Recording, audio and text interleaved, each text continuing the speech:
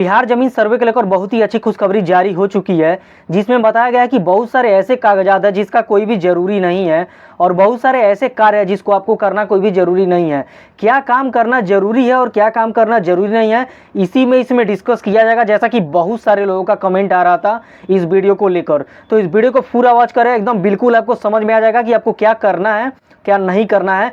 बिल्कुल clear direction दिया गया है दोस्तों, वो भी ऑफिशियली नोटिस के माध्यम के द्वारा, यानी कि ऑफिशियली बताया गया कि आपको क्या करना है और क्या नहीं करना है। और ये बहुत ही अच्छी वीडियो होने वाली है दोस्तों आप लोगों से एक बहुत ही बड़ी रिक्वेस्ट है कि अगर आप अभी तक हमारे चैनल को सब्सक्राइब नहीं करिए तो भाई प्लीज़ वीडियो को लाइक करें और चैनल को सब्सक्राइब कर लो और हमारे साथ जुड़े रहें। तो चलिए जो भी ऑफिशियल नोटिस निकला उसको एक बार नजर डाला जाए, क्योंकि इसमें बहुत ही जरूरी जानकारी दिया गया है। यहाँ पर देख सकते हैं दोस्तों, मेरे पास एक ऑफिशियल नोटिस पड़ा हुआ है जो भू अभिलेख एवं परिवार निर्देशालय से जारी किया गया है दोस्तों। यहाँ पर देख सकते हैं दोस्तों, जानकारी दिया गया है कि बिहार विशेष सर्वेक्षण एवं बंदोबस्ती में रैयत के लिए कुछ आवश्यक अनुदेश, यानी कि उनके लिए आवश्यक अनुदेश यहाँ पर प्रतिपादित किया गया है। यानी कि यहाँ पर दो तरह का जानकारी दिया गया है जो केवल रैयत के लिए है। यहाँ पर देख सकते हैं दो कॉलम बनाया गया, एक में लिखा गया आवश्यक है और एक में लिखा गया कि आवश्यक नहीं है। यानी कि दोस्तों आवश्यक नहीं आप कर भी सकते हैं, नहीं भी कर सकते। चलिए इसको डिटेल में समझा जाए। सबसे पहले आप जानकारी देखिए, पहला जो दिया गया कि स्वघोषणा पत्र दो रैयत या रैयत के वंशज द्वारा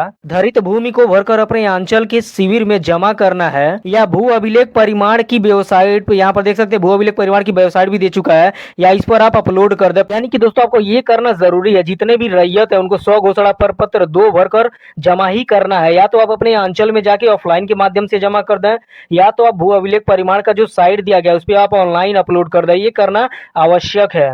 में आपको जानकारी देना होगा कि आपका क्या जमीन है, कितना चौहद्दी, आपको जमीन मिला कैसे, ये सारी जानकारियां इसमें देनी होती है। के बाद से दोस्तों दूसरा जानकारी देख लीजिए कि खतियानी रैयत यानी कि जमाबंदी रैयत के वंशज स्वयं प्रपत्र 3 में वंशावली तैयार करके अपने अंचल शिविर में जमा करें, या निर्देशालय की वेबसाइट, जो वेबसाइट आपके सामने दिया गया है, या इस पर अपलोड ऑनलाइन कर दें। यानी कि दोस्तों आपको प्रपत्र 2 के साथ प्रपत्र 3 भी भरकर को जमा करना होगा। यानी कि ये वंशावली का है, ये 2 डॉक्यूमेंट कंफर्म हो गया दोस्तों, यानी इसको देना ही देना है। के बाद से दोस्तों तीसरा हम देख सकते हैं कि रसीद के बारे में बताया गया, रसीद का छाया प्रति देना होगा। और दोस्तों साथ ही साथ चौथे में देख सकते हैं यानी कि क्रय किया गया, यानी आपका जो भी केवाला है केवाला को भी जमा करना आवश्यक है। और भूदान हुआ है तो उसका भी दस्तावेज लगाना है, यानी कि आपके जमीन का जो डॉक्यूमेंट होगा वो आपको देना होगा। उसके बाद से देखिए, और साथ ही साथ दोस्तों अगर सक्षम न्यायालय का अगर छाया प्रति आपके पास हो तो वो भी साथ ही साथ जमा करना होगा। यानी कि दोस्तों अगर आपके पास कोई भी जमीन है, उस पर केस हुआ है और न्यायालय के साथ आपको कोई भी आदेश आया है तो उसको भी जमा करना अनिवार्य है। और दोस्तों बंदोबस्त भूदान प्रमाण पत्र वासगीत पर्चा की छाया प्रति भी आपको जमा करना अनिवार्य है। यानी कि दोस्तों मान लीजिए आपका पर्चा में जमीन मिला है या बंदोबस्ती में जमीन मिला है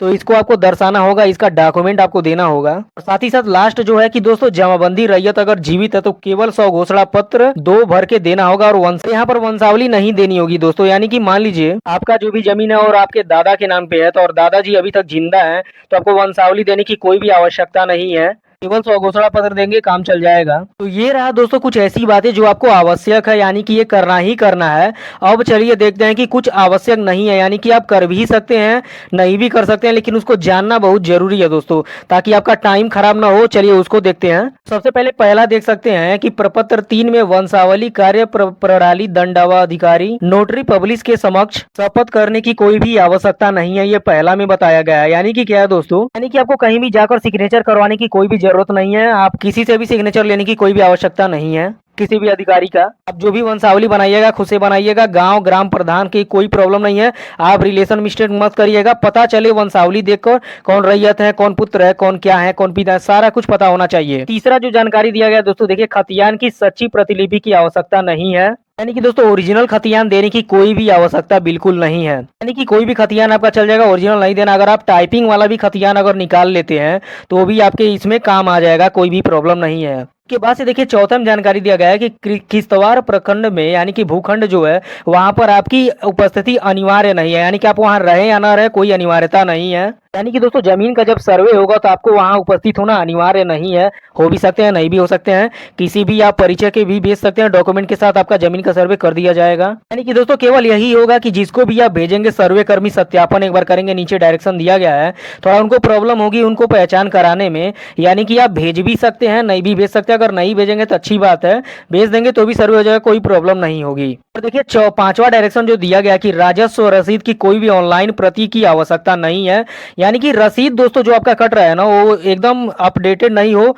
तो भी काम चलेगा। पुराना रसीद अगर आपके पास दोस्तों हो तो ऑनलाइन रसीद कराने का कोई भी आवश्यकता नहीं इस समय कटवाने का, पुराना रसीद से ही काम चल जाएगा, इससे कोई प्रॉब्लम नहीं है, जैसा कि मैंने कई वीडियो में आपको बताया है। ये सारा चीज ऐसी बातें थी जो आपको करना अनिवार्य नहीं है, आप नहीं करेंगे तो भी काम चल सकता है।